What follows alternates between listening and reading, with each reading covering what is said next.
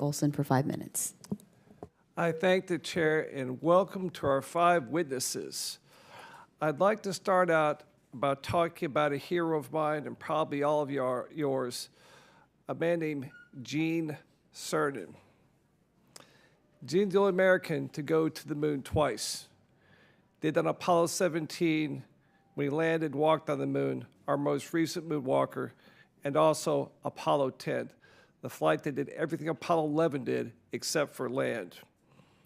Gene was here in this very room in 2009 when this committee, in a bipartisan manner, fought to save the last mission to go to the moon. It was called Constellation. We saved the crew capsule in that battle, but Gene was very adamant.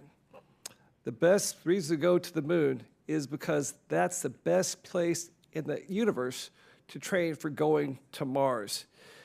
He pointed out a few things. First of all, the gravity.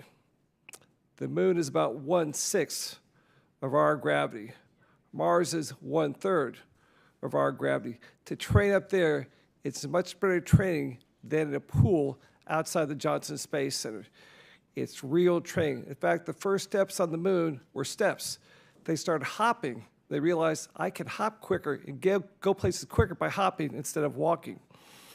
He also pointed out that we found out long after we left the moon, there's water on the moon.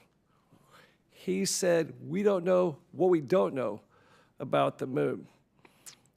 And it sounds like all of our panelists agreed that the moon is a good starting point to go to Mars. In fact, I think the quote from you, Dr. Looney, was, the moon is a stepping stone for Mars.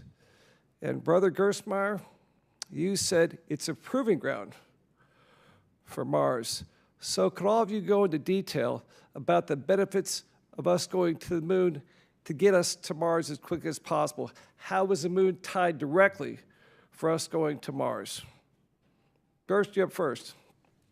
I think, first of all, that the moon is, in a proving ground sense, is a great place for us to check out the technology to go beyond the Earth-Moon system. To build the rockets that need to go there, they can have application moving forward. We can test them and check them out. It's also good from a risk standpoint. Today, we're very comfortable in low Earth orbit, where if something goes wrong on station, we can be back in an hour or so, hour and a half.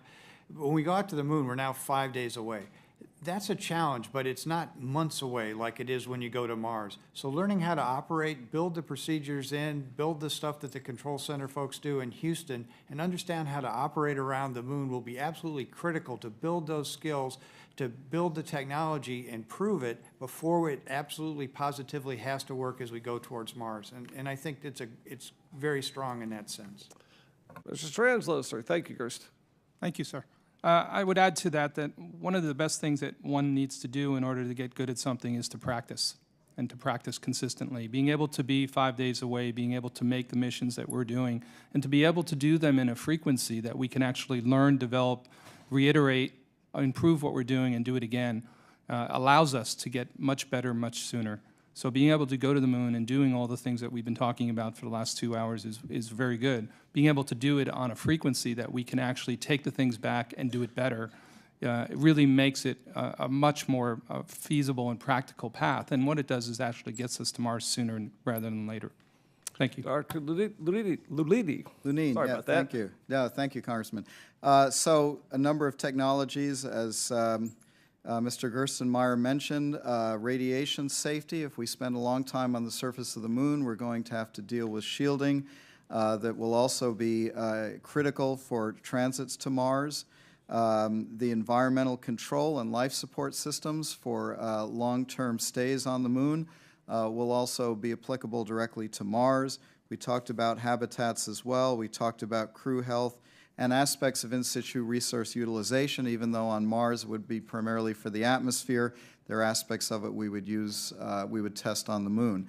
Now let me also say that it's successfully using the moon as a stepping stone, bringing humans back there, working and exploring on the moon, provides a success that the public will see and recognize as a critical moment that will then project us onto Mars. And we made that point in the report. But let me say personally, as a 12-year-old watching, 13-year-old, watching Gene Cernan and Harrison Schmitt in the last Apollo mission exploring the moon for 3 days, I felt inside of myself that we were going on to Mars and that I would be a part of that. And even though we're here almost 50 years later and we're not on that journey, going back to the moon, working on the moon will create that same sense that, yes, we can do that for Mars that I felt back in 1972. Thank you, sir. I'm sorry, Dr. Sanders and Mr. Faulkner, I'm out of time, but one comment about Dr. Laduti's comments. There's a big radiation belt between Earth and Mars. It's called the Van Allen radiation belt. No human being has ever gone through that intense radiation. So it sounds like Mars has something like what we've experienced in the space station and radiation that we kind of take for granted because we've been so short in terms of our time on the moon or in the space station compared to a trip right now to Mars.